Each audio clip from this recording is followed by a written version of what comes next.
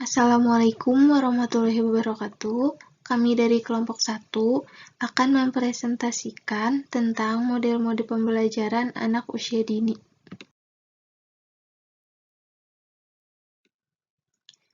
Kami beranggotakan Nida Sifa Rohimatu Zahra, Nur Amaliyah Elianti Putri, Salma Zahra Fauziah, Salwa Tazkiyatun Nisa, Sabila Rahmalia Rahayu, dan Tasya Aida. Assalamualaikum warahmatullahi wabarakatuh. Saya Nur Amalia. Saya akan menjelaskan tentang model pembelajaran. Apa itu model pembelajaran?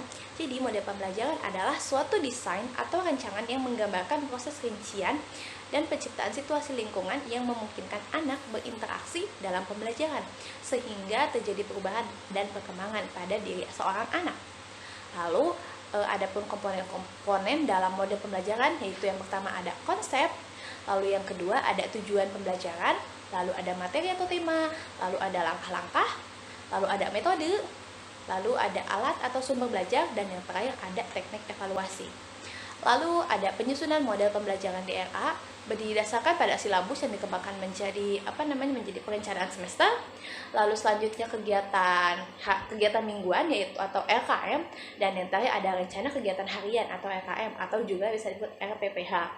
Dengan demikian, model pembelajaran merupakan gambaran konkret yang dilakukan pendidik dan peserta didik sesuai dengan rencana kegiatan harian atau RPPH itu. Lalu ada beberapa model pembelajaran yang dilaksanakan di pendidikan anak usia dini, yaitu diantaranya pertama itu ada model pembelajaran klasikal, lalu model pembelajaran kelompok dengan kegiatan pengamat, lalu model pembelajaran berdasarkan sudut-sudut kegiatan, lalu ada model pembelajaran berdasarkan pembelajaran area, dan yang terakhir ada model pembelajaran berdasarkan sentra. Model-model pembelajaran tersebut pada umumnya menggunakan langkah-langkah yang relatif sama dalam seharinya itu, yaitu yang pertama ada kegiatan awal, yang kedua ada kegiatan inti, dan yang terakhir ada kegiatan akhir atau juga penutup. Nah, kegiatan pendahuluan atau kegiatan awal dalam pembelajaran yang ditunjukkan untuk memfokuskan perhatian dan membangkitkan motivasi anak sehingga peserta didik siap untuk mengikuti kegiatan pembelajaran pada hari itu.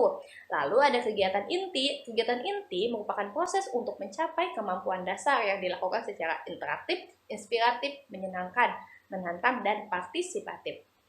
Lalu ada kegiatan penutup. Kegiatan penutup adalah kegiatan yang dilakukan untuk mengakhiri aktivitas pembelajaran pada hari itu. Bentuk kegiatannya itu biasanya berupa menyimpulkan, umpan balik, dan tindak lanjut. Nah, biasanya juga kita kita mengajak kepada anak untuk menyimpulkan, untuk mengingat kembali sampai menyimpulkan apa yang telah dipelajari pada hari itu. Seperti anak-anak, bagaimana anak-anak hari ini kalian sudah belajar apa ya? Kita sudah belajar apa aja ya hari ini? Ayo coba kita ingat-ingat lagi, kita habis belajar apa hari ini. Kita juga mengajak anak untuk mengingat-ingat kembali apa yang telah dipelajari pada hari itu, dan ditutup dengan doa. Terima kasih. Yang pertama ada model pembelajaran klasikal. Model pembelajaran klasikal adalah pola pembelajaran di mana dalam waktu yang sama, kegiatan dilakukan oleh seluruh anak sama dalam satu kelas. Model pembelajaran ini merupakan model pembelajaran yang paling awal digunakan di PAUD, dengan sarana pembelajaran yang pada umumnya sangat terbatas, serta kurang memperhatikan minat individu anak. Seiring dengan perkembangan teori dan pengembangan model pembelajaran, model klasikal ini sudah banyak ditinggalkan. Model pembelajaran klasikal ini mempunyai kelebihan dan kekurangan. Kelebihan model pembelajaran klasikal adalah guru mudah menguasai kelas, mudah mengorganisasikan tempat duduk atau mengorganisasikan kelas, dapat diikuti oleh jumlah siswa yang besar, terus mudah mempersiapkan dan melaksanakannya, guru mudah menerangkan pelajaran dengan baik, lebih ekonomis dalam hal waktu, memberi kesempatan pada guru untuk menggunakan pengalamannya, dapat menggunakan bahan pelajaran yang luas, membantu siswa untuk mendengar secara akurat, kritis, dan penuh perhatian. Jika digunakan dengan tepat, maka akan dapat menstimulasikan dan meningkatkan keinginan belajar siswa dalam bidang akademik. Dapat menguatkan bacaan dan belajar siswa dari beberapa sumber lainnya. Dan model pembelajaran klasikal ini memiliki kekurangan. Kekurangan model pembelajaran klasikal adalah mudah menjadi verbalisme, yang visual menjadi rugi, dan yang auditif atau mendengarkan yang benar-benar menerimanya. Bila selalu digunakan dan selalu digunakan dapat membuat bosan. Keberhasilan metode ini sangat bergantung pada siapa yang menggunakannya dan cenderung membuat siswa jadi pasif. Model pembelajaran ini sudah sangat lama digunakan, tetapi model ini masih sangat efektif digunakan untuk proses pembelajaran anak usia dini. Walaupun model pembelajaran ini anak-anak tidak aktif dan hanya berpusat pada pendidik, tetapi dengan seiring diterapkan di awal pertemuan, anak-anak akan mengingat dengan sendirinya, seperti mengajarkan doa. Di awal pertemuan, anak-anak masih sangat semangat untuk belajar. Dengan demikian, model pembelajaran masih sangat efektif untuk digunakan di PAUD. Tapi, seorang pendidik harus banyak memberikan pengalaman dan motivasi agar anak efektif dalam proses pembelajarannya. Pembahasan yang selanjutnya yaitu tentang model pembelajaran kelompok dengan pengaman. Nah, teman-teman sekalian, model pembelajaran kelompok adalah strategi pembelajaran yang melibatkan partisipasi siswa dalam satu kelompok kecil untuk saling berinteraksi. Nah, dengan sistem pembelajaran kelompok akan memungkinkan guru mengelola kelas dengan lebih efektif lagi dan siswa dapat saling membelajarkan sesama siswa yang lainnya. Dalam pembelajaran ini akan tercipta sebuah interaksi yang lebih luas, yaitu interaksi dan komunikasi yang dilakukan antara guru dengan siswa, siswa dengan siswa, dan siswa dengan guru. Model pembelajaran berdasarkan kelompok dengan kegiatan pengaman merupakan pola pembelajaran di mana anak-anak dibagi menjadi beberapa kelompok dan masing-masing kelompok melakukan kegiatan yang berbeda-beda secara bergantian. Nah, kegiatan di kelompok merupakan kegiatan utama yang harus dilakukan oleh anak, di mana guru mendampingi kelompok anak, memberikan dukungan sesuai kebutuhan anak, serta memastikan anak menyelesaikan kegiatan sesuai yang diharapkan. Kemudian guru mempersilahkan kepada anak untuk berpindah ke kegiatan yang berikutnya atau ke kegiatan pengaman. Sementara itu, kegiatan pengaman di sini berfungsi sebagai kegiatan alternatif bagi anak yang lebih cepat menyelesaikan kegiatan di kelompoknya, sarana transisi anak untuk berpindah dari satu kegiatan ke kegiatan yang lainnya, serta melatih kesabaran dan mengendalikan perilaku anak saat menunggu giliran. Dan yang ketiga yaitu penguatan untuk pengaman. Sediakanlah alat pada kegiatan pengaman ini yang harus mempertimbangkan karakteristik dan minat anak terhadap kegiatan, bahan, dan alat main atau apapun yang ada di lingkungan sekitar anak. Teman-teman sekalian, ada beberapa pilihan dalam model kelompok dengan pengaman. Yang pertama yaitu model kelompok dengan karya individual. Pada model ini, guru menyediakan kegiatan sejumlah kelompok anak. Misalnya, anak dibagi ke dalam 3 kelompok, maka guru menyediakan kegiatan untuk 3 kelompok dan juga kegiatan pengaman. Hasil karya yang diperoleh adalah hasil karya individual. Jika terdapat anak yang menyelesaikan tugas lebih cepat dari teman di kelompoknya, maka anak tersebut dapat meneruskan kegiatan di kelompok lainnya selama masih tersedia tempat main. Namun apabila tidak tersedia tempat main, maka anak tersebut dapat bermain di sudut kegiatan pengaman. Dalam proses bermain, anak dapat diberikan kartu bermain yang berfungsi untuk mempermudah guru dalam mengontrol kegiatan mana saja yang sudah dilakukan dan yang belum dilakukan oleh anak. Nah, untuk model yang kedua yaitu model kelompok dengan karya kelompok.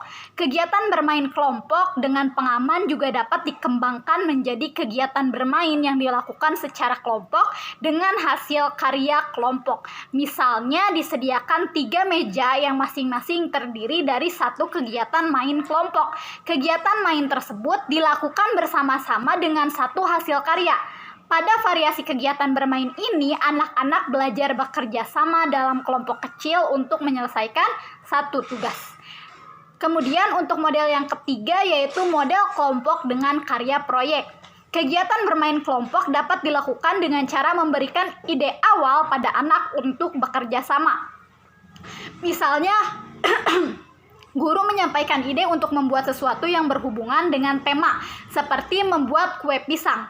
Pada meja 1, anak menyiapkan kebutuhan untuk membuat kue pisang seperti membersihkan daun, tepung terigu, gula, panci, dan lain-lain. Kemudian pada meja 2, anak-anak melakukan pengolahan kue pisang seperti mencampur bahan-bahan yang telah disiapkan pada meja 1. Lalu pada meja 3, anak-anak membungkus adonan dengan daun. Nah, dalam kegiatan ini semua anak mempunyai peran yang sama dalam sebuah karya besarnya. Kegiatan kelompok maupun kegiatan pengaman sebaiknya tetap memperhatikan kecukupan tempat dan jenis main yang disediakan. Dengan menggunakan bahan dan alat-alat yang lebih bervariasi dan disesuaikan dengan tema atau subtema yang dibahas. Teman-teman sekalian, model pembelajaran kelompok dengan pengaman tadi didasari oleh model pembelajaran cooperative learning. Menurut Wendy Joliffe, belajar kooperatif atau yang dikenal dengan cooperative learning adalah belajar bersama-sama di dalam kelompok kecil untuk saling mendukung dalam meningkatkan kemampuan belajar diri dan orang lain. Peran guru dalam pembelajaran kooperatif ini diantaranya yaitu yang pertama, memastikan bahwa semua anak memahami bahwa penyelesaian tugas membutuhkan dukungan dari setiap anak agar mendapatkan hasil yang terbaik. Kemudian memberikan dukungan main kepada setiap anak di dalam kelompok agar dapat berkontribusi sesuai dengan kemampuannya. Lalu yang ketiga yaitu bekerja sama menyusun strategi penyelesaian tugas agar dapat selesai sesuai dengan waktu yang tersedia, membimbing anak agar dapat mengembangkan kemampuan mengelola emosi, berkompetisi secara sehat, dan menghargai pendapat hasil karya orang lain.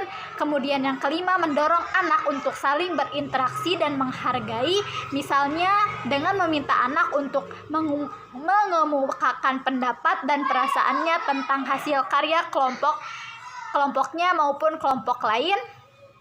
Dan yang keenam, untuk mencatat perkembangan anak selama proses pembelajaran berlangsung. Pengelolaan kelas pada anak usia dini menggunakan tema sebagai bingkainya. Bismillahirrahmanirrahim. Perkenalkan, nama saya Salma Zahra Fauzia. Di sini saya akan memaparkan mengenai model pembelajaran sudut. Model pembelajaran sudut bersumber pada teori pendidikan dan teori perkembangan Montessori, di mana anak diberikan kesempatan untuk belajar mengenai hal-hal yang berkaitan, yang dekat di sekitarnya dan tidak asing bagi kehidupan sehari-harinya. Dalam model pembelajaran sudut ini, ruangan akan disesuaikan dan ditata dengan sedemikian rupa agar anak dapat bergerak dan berkembang secara bebas.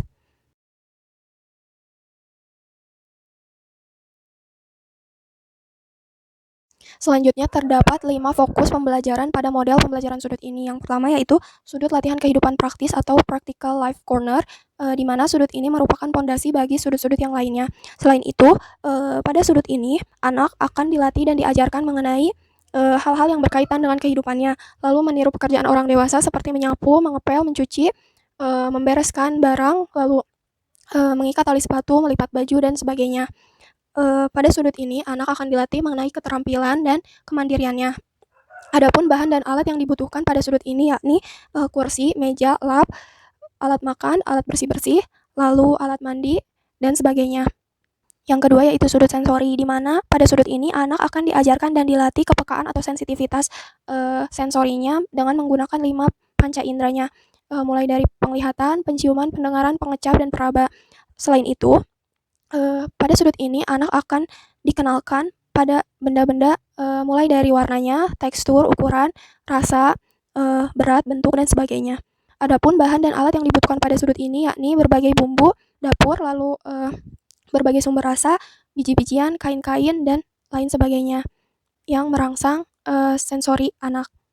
Selanjutnya yang ketiga yaitu sudut matematika. Pada sudut ini anak akan dikenalkan dan diajarkan mengenai konsep-konsep matematika dari yang konkret hingga yang abstrak dengan menggunakan alat dan tanpa alat. Pada sudut ini anak akan belajar mengenai konsep operasional matematika seperti penjumlahan, pengurangan, pembagian, dan perkalian, serta ukuran, lambang, angka, dan bentuk. Kemudian alat dan bahan yang dibutuhkan pada sudut ini yaitu berbagai jenis botol, lalu kacang-kacangan, kancing, mainan balok, manik-manik, dan sebagainya. Yang keempat yaitu sudut bahasa, di mana sudut bahasa ini akan mengajarkan dan melatih anak untuk mengekspresikan dirinya secara lisan. Lalu selain itu mereka akan mendengarkan dan menggunakan kosakata yang tepat dalam berkomunikasi. Kemudian mereka akan mempelajari berbagai nama, lalu membaca, menulis, mengeja, dan hal-hal yang berkaitan dengan kebahasaan. Adapun alat dan bahan yang dibutuhkan pada sudut ini yaitu buku cerita, lalu flashcard, kartu kata dan huruf, lalu puzzle huruf, kertas dan alat tulis. Yang terakhir yaitu sudut kebudayaan. Sudut kebudayaan ini anak akan diajarkan mengenai geografi, hewan, tumbuhan, sejarah, musik, seni, sains sederhana, dan makanan khas daerah. Alat yang dibutuhkan pada sudut ini yaitu ensiklopedia anak, alat gambar, alat lukis, alat musik, alat-alat elektronik, alat eksperimen, air, tanah liat, play-doh atau plastisin, dan sebagainya. Pada model pembelajaran sudut ini, anak dibebaskan untuk memilih sudut mana yang akan mereka pelajari sesuai dengan minat mereka. Mereka juga diperbolehkan untuk pindah sudut, tapi tidak diwajibkan untuk menguasai sudut sebelumnya. Di Indonesia sendiri, ditambahkan dengan sudut ketuhanan, di mana sudut ketuhanan ini mengajarkan anak mengenai nilai-nilai dan kegiatan praktis mengenai keagamaan. Perbedaan model pembelajaran sudut dengan model pembelajaran yang lainnya yaitu pada model ini dilakukan berdasarkan sudut-sudut kegiatan. Adapun langkah-langkah pembelajarannya hampir sama dengan model pembelajaran area. Hanya saja model pembelajaran sudut ini lebih bervariasi alat-alatnya dan disesuaikan dengan subtema atau tema yang akan dibahas pada hari tersebut.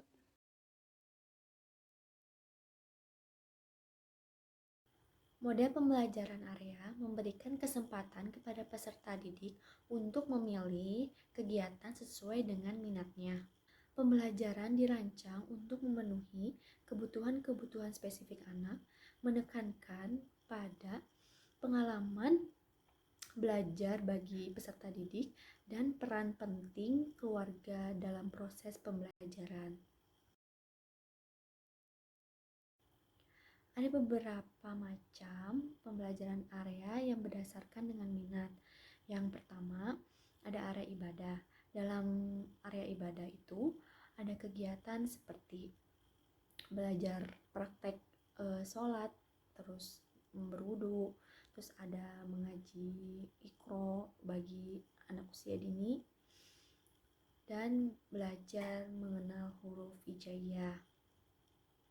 Dalam area ibadah juga terdapat alat-alat ibadah seperti peci, sarung, mukena, tasbih, terus kemudian ada huruf-huruf hijaiyah, ada Iqra, ada Quran, dan ada tata cara berwudu dengan baik. Yang kedua ada area balok.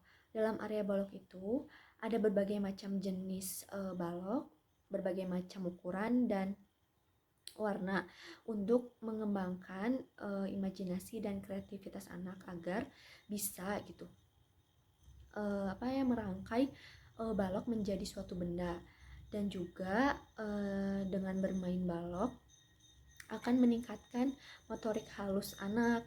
Dalam permainan ini membutuhkan kerjasama antara otot tangan dan mata. Yang ketiga ada area ilmu pengetahuan alam.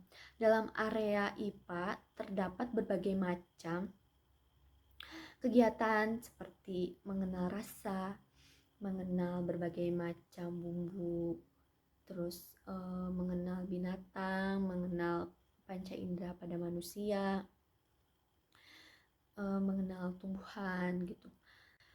Pada area ilmu pengetahuan alam terdapat gambar binatang, kemudian bagaimana proses pertumbuhan pada tumbuhan atau perkembangbiakan pada hewan gitu. Adanya area ilmu pengetahuan alam mengembangkan potensi yang dimiliki anak. Anak mendapatkan pengetahuan baru dari hasil pengindraannya dari berbagai macam benda yang dia temui di lingkungannya atau di sekitarnya. Yang keempat ada area musik. Dalam area musik ada kegiatan seperti mengenal atau memainkan alat musik seperti gitar, piano, suling, terus drum, dan lainnya. Dengan bermain musik akan meningkatkan rasa percaya diri anak dan melatih kesabaran anak karena harus mengikuti setiap metode yang diberikan oleh guru saat belajar. Yang kelima, ada area bahasa. Dalam area bahasa terdapat huruf-huruf alfabet, buku cerita, nama hari, nama bulan, kemudian ada boneka tangan. Dalam area bahasa juga ada beberapa kegiatan yang bisa kita lakukan seperti bercerita menggunakan alat peraga atau menggunakan boneka tangan, atau juga bisa tanpa alat peraga gitu. Dengan bercerita melatih daya pikir anak, daya konsentrasi, dan membantu perkembangan bahasa anak dalam berkomunikasi secara efektif. Yang terakhir ada area seni. Dalam area seni terdapat alat seperti krayon, spidol, kemudian ada kertas lipat, gambar, kertas warna, terus lem, gunting gitu ya. Terus dalam area seni juga kita bisa melakukan kegiatan seperti menggambar, mewarnai, terus melipat kertas lipat menjadi suatu bentuk gitu. Terus bisa menganyam, membuat kolase, terus bisa menggambar dengan pasir yang berwarna gitu. Saya, Sabila Rahmalia Rahayu, akan memaparkan materi mengenai model pembelajaran sentra. Model sentra adalah metode pendidikan yang bertumpu pada konsep bermain sebagai cara mendidik. Sentra adalah wadah yang abstrak tempat guru menyediakan banyak rangkaian kegiatan untuk anak bermain. Guru menata banyak alat dan bahan yang sesuai dengan tema yang sudah dirancang dan tertera pada rencana pembelajaran. Sehingga, bila anak bermain dengan alat dan bahan yang sudah ditata tersebut, maka anak akan belajar sesuai dengan rencana. Dalam model sentra ini, anak bebas memilih. Di dalam sentra dilengkapi dengan 3 jenis kegiatan bermain, yaitu bermain sensori motorik, main peran, dan main pembangunan. Keragaman main memfasilitasi anak untuk dapat memilih mainan sesuai dengan minatnya. Kelompok anak berpindah bermain dari satu sentra ke sentra lainnya setiap hari. Tiap sentra ini dikelola oleh seorang guru.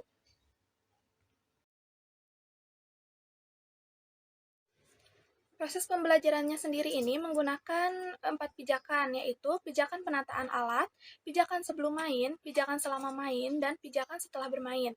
Sentra yang dibuka diantaranya yang pertama ada sentra balok. Sentra balok ini memfasilitasi anak bermain tentang konsep bentuk, ukuran, keterkaitan bentuk, kerapihan, ketelitian, bahasa, dan kreativitas. Balok-balok mempunyai bentuk yang telah ditentukan dan mengarahkan anak bagaimana meletakkan bahan tersebut bersama menjadi sebuah karya. Bermain balok membantu anak dalam penataan lingkungan mereka dengan melakukan komunikasi bertukar ide dan membuat rencana, kemudian membangun balok-balok tersebut. Setelah bangunan selesai, akan ada komunikasi yang lebih jauh antara anak dengan temannya bila ada pertukaran ide atau perubahan rencana. Nah, dengan bekerja sama, menerima atau memberi ide, Hal itu akan menjadi bagian dari anak untuk belajar berpikir secara teratur dan mengekspresikan diri mereka secara nyata. Mereka belajar disiplin untuk menjadi anggota yang bekerja sama dalam kelompok lainnya. Mereka juga akan belajar berkonsentrasi. Nah, alat dan bahan di sentra balok ini di antaranya ada balok-balok dengan berbagai bentuk dan ukuran, balok aksesoris untuk main peran, Lego berbagai bentuk, kertas dan alat tulis. Dan ada contoh kegiatan main di sentra balok ini, di antaranya membangun masjid, rumah tinggal, rumah sakit, hotel, atau taman bermain. Kemudian bisa juga membuat kebun binatang atau perkebunan. Kemudian ada kehidupan di laut, kehidupan di desa. Kemudian ada bandara, pelabuhan, dan terminal. Yang kedua yaitu sentra main peran kecil atau mikro. Sentra main peran kecil adalah sentra yang mengalirkan materi pada anak melalui main peran dengan memainkan alat-alat atau media main yang berukuran kecil. Anak menggunakan boneka atau binatang dan objek lainnya secara aktif. Dengan kegiatan main ini, anak akan belajar bersikap objektif. Main peran kecil mengembangkan kemampuan berpikir abstrak, kemampuan berbahasa, sosial emosional, menyambungkan pengetahuan yang sudah dimiliki dengan pengetahuan baru dengan menggunakan alat main peran yang berukuran kecil. Alat dan bahan yang digunakan yaitu berbagai miniatur mainan, berbagai mainan alat rumah tangga, berbagai mainan mini alat kedokteran, berbagai mainan mini alat transportasi, dan berbagai mainan mini alat tukang. Yang ketiga yaitu sentra main peran besar. Sentra main peran adalah sentra yang mengalirkan materi atau knowledge pada anak melalui main peran. Alat atau media main yang dipergunakan berukuran besar sesuai dengan ukuran yang dipakai dalam kehidupan yang sesungguhnya. Di sentra ini, anak mengekspresikan ide-idenya dengan gestur memerankan seseorang atau sesuatu dengan atau tanpa objek. Sentra main peran mengembangkan kemampuan mengenal lingkungan sosial, mengembangkan kemampuan bahasa, kematangan emosi dengan menggunakan alat main yang berukuran besar sesuai dengan ukuran yang sebenarnya. Alat dan bahan yang digunakan yaitu mainan untuk pasar-pasaran, mainan untuk rumah-rumahan, mainan untuk dokter-dokteran, mainan untuk kegiatan di pantai, mainan untuk tukang-tukangan, mainan untuk kegiatan nelayan, maupun mainan untuk salon-salonan.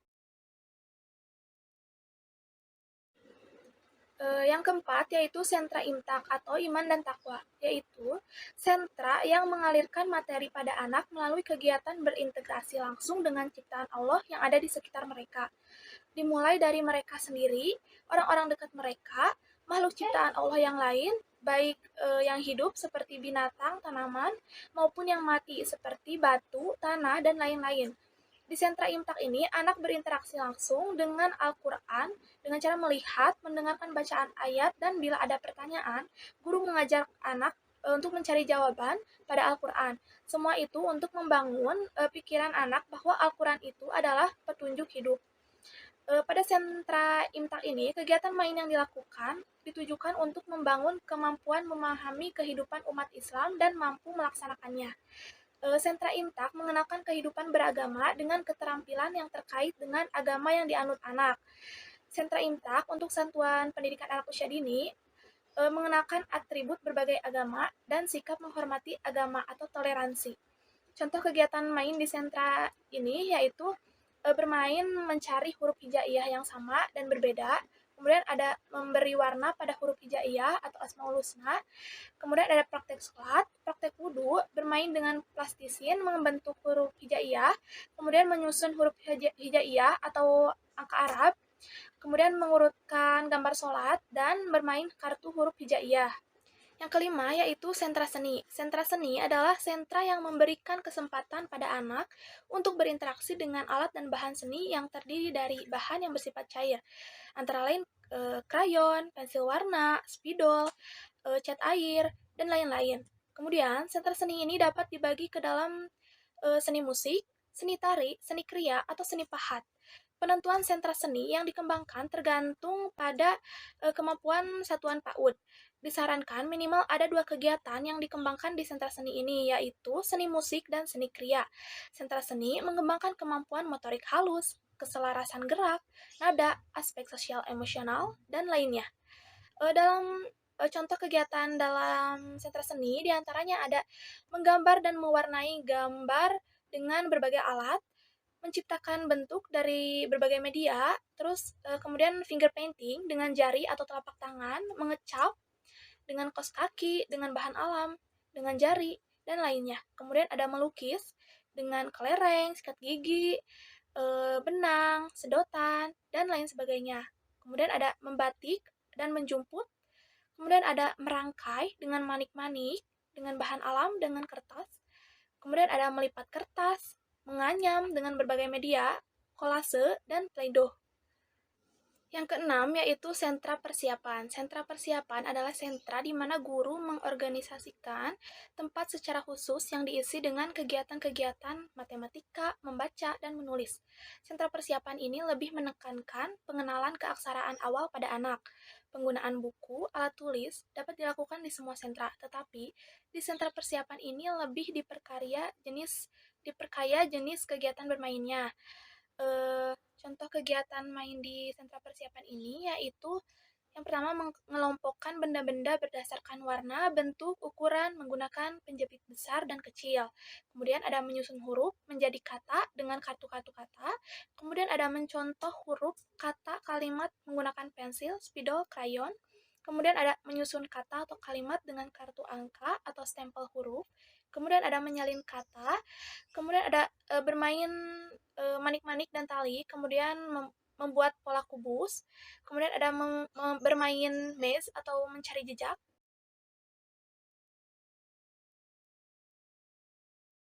Sentra yang ketujuh yaitu sentra bahan alam. Pada sentra ini banyak mempergunakan bermacam-macam biji-bijian seperti jagung, beras, kacang hijau, kacang kedelai, dan lain-lain.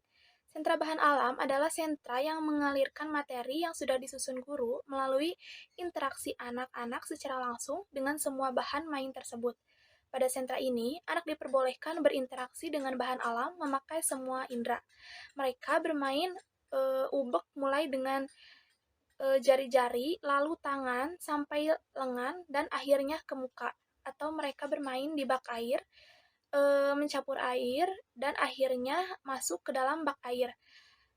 Permainan ini memang terlihat seperti berantakan, tetapi mereka akan belajar dan itu menjadi jalan pintas untuk anak dapat bermain di sentra-sentra yang lainnya. Di sentra bahan alam, anak memiliki kesempatan menggunakan bahan main dengan berbagai cara sesuai pikiran dan gagasan masing-masing dengan hasil yang akan berbeda. Contoh kegiatan di sentra bahan alam yaitu bermain mengocok air sabun, bermain pasir basah, pasir kering, bermain air dengan busa karet, bermain mengisi botol dengan gelas besar atau kecil, bermain menyortir biji-bijian, menyikat, memeras, merobek, bermain plastisin, finger painting, atau bermain sains sederhana. Yang kedelapan yaitu sentra memasak. Sentra memasak kaya dengan pengalaman unik bagi anak dalam mengenal berbagai bahan makanan dan proses sains yang menyenangkan. Di sentra memasak, anak belajar konsep matematika, sains, alam, dan sosial, sehingga menunjang perkembangan kognitif, sosial emosional, bahasa, motorik, dan juga seni, serta nilai agama. Contoh kegiatan di sentra memasak diantaranya membuat karamel apel saus, membuat puding susu, merebus pisang, jagung, ubi, singkong, membuat minuman seperti teh, susu, jus, atau membuat salad seperti salad buah.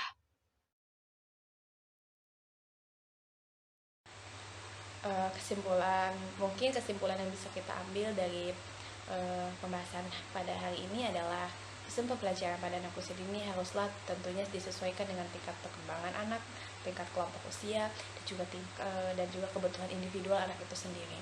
Pembelajaran anak usia dini haruslah menyenangkan, menarik, demokratis, dan juga memerdekakan anak. Bermain, bernyanyi, dan belajar menjadi satu kesatuan. Masing-masing mode pembelajaran memiliki kekurangan dan kelebihan tentunya, serta memerlukan kondisi yang berbeda-beda. Oleh sebab itu, guru dapat memilih mode pembelajaran yang akan digunakan dengan mempertimbangkan kemampuan yang dimiliki, sarana dan prasarana yang tersedia, serta faktor pendukung lainnya. Terima kasih.